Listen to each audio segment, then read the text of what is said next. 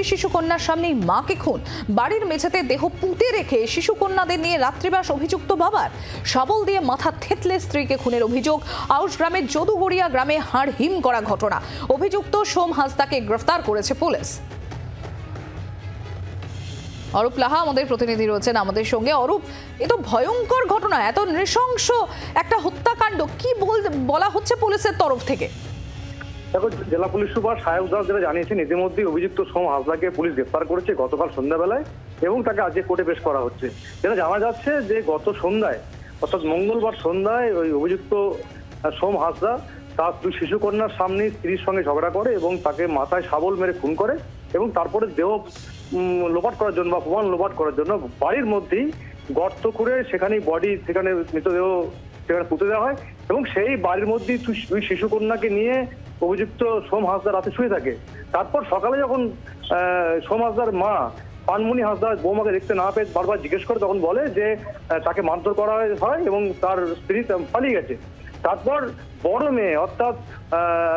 মেয়ে যখন ব্যাপারটা বুঝতে পারে এবং তখন সে প্রথমে ভাইকে কিছু বাবার কাছে, বাবার ভয়ে কিছু বলতে পারেনি। পরে সে গ্রামবাসীদের বা স্থানীয় বাসিন্দাদের জানায় এবং সন্ধ্যেবেলায় পুলিশ গিয়ে দরজার তালা ভেঙে ওই মৃতদেহ উদ্ধার করে এবং পাশাপাশি দুই শিশুকন্যাকেও পুলিশ নিয়ে গেছে। এবং যারা পুলিশ সুপার জানিয়েছেন যে পরিজন বা আত্মীয়রা যদি শিশুকন্যাদের রাখার বন্দোবস্ত করতে না পারে তাহলে তাদের হোমে পাঠানোর বন্দোবস্ত করা হবে। সম্প্রতি ওই পরিবারের তরফ থেকে কিছু বলা হচ্ছে, এই যে এরকম একটা ভয়ঙ্কর ঘটনা, তাদের পরিবারে অন্যান্য তো সদস্য থাকবেন বা তাদের আত্মীয় পরিজন, তাদের তরফ থেকে কিছু বলা হচ্ছে যে দীর্ঘদিন ধরে অশান্তি চলছিল বা কিছু, কি কারণে এইরকম একটা ভয়ঙ্কর পরিণতি হলো? দেখো, সোম হাঁসদার মা পানমণি হাঁসদা যেটা জানিয়েছেন, তার 3 ছেলে। এই অভিযুক্ত সোম হাঁসদা বড় ছেলে, মেজ ছেলে ইতিমধ্যেই মারা গেছে এবং ছোট ছেলে, তারা 3জনই আলাদা আলাদা বাড়িতে থাকে এবং পানমণি হাঁসদা তার পাশের যে বাড়ি সেই বাড়িতে থাকেন এবং ছেলের সঙ্গে তেমন কোনো সম্পর্ক নেই।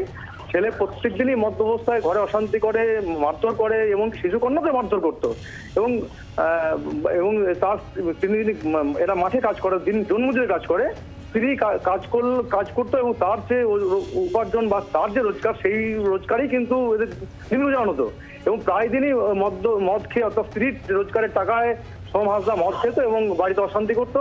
এই নিয়ে তাদের মধ্যে একটা পারিবারিক বিবাদ ছিল।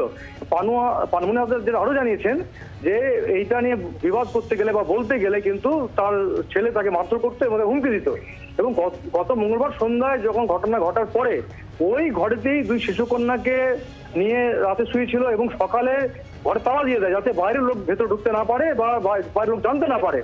তারপর যখন বারবার পানমণি হাঁসদা তার স্ত্রীকে জিজ্ঞেস করে যে বৌমা কোথায় গেছে, তখন তাকে বলা হয় যে তাকে মারধর করা হয় রাতে এবং সে পালিয়ে গেছে। তারপর বিকালে অর্থাৎ বড় মেয়ে বিকালে গোটা ঘটনার বিষয়টা জানায়, কেন ওর তার চোখের সামনেই ঘটনা ঘটেছে, তার মাকে শাবল দিয়ে মেরেছে এবং মারার পর মাথা থেতলে যায় এবং তারপর মাটি খুঁড়ে বাড়ির যে মেঝে অর্থাৎ মেঝের ভেতরে মাটি খুঁড়ে তাকে পুঁতে দেওয়া হয় এবং মাটি চাপা দিয়ে ওই ঘরেতেই দুই শিশুকন্যাকে নিয়ে অভিযুক্ত সোম হাঁসদা রাতে শুয়েছিল। সম্প্রীতি। ধন্যবাদ অরূপ। পরিবারের তরফ থেকে কি বলা হচ্ছে একবার শোনাবো আপনাদের। কালবেলা নয়, অনেক বেলা 9টা তখন বাজছে। তখন আমি ওর বিটিটুকে বলছি, বুনি মা কই গো? নিয়ে বলছি আমার মা নাই কোথা গেল কি জানি, আমার বাবা মারলে কোথা চলে গেল কি করে জানবো। নিয়ে আবার ছেলেটাকে বলছি, হ্যাঁ রে ওঠ, কেনে শুয়ে রয়েছিস? আমি বলছি কেনে, তা বৌমা কই? বলছে আমি জানি না, কালকে মেরেছি ওকে, মারা হয়েছে, 2বার মারলাম, নিয়ে পালিয়ে গেছে, কোথা পালিয়ে গেছে। এটা ও ছেলেটাই বলেছে পুলিশদের কাছে বলেছে ওইগুলা। আমরা ঘরও খুলি না, আর চোখেও দেখি নাই। মা ঠিঙ্গা করে মেরেছে না, ওই মেয়েটা, ওর বড় মেয়েটা বলছে শাবল করে বেরিয়ে দিয়েছে এইখানে। বাংলার আওয়াজ, বাঙালির আবেগ, জি 24 ঘন্টা।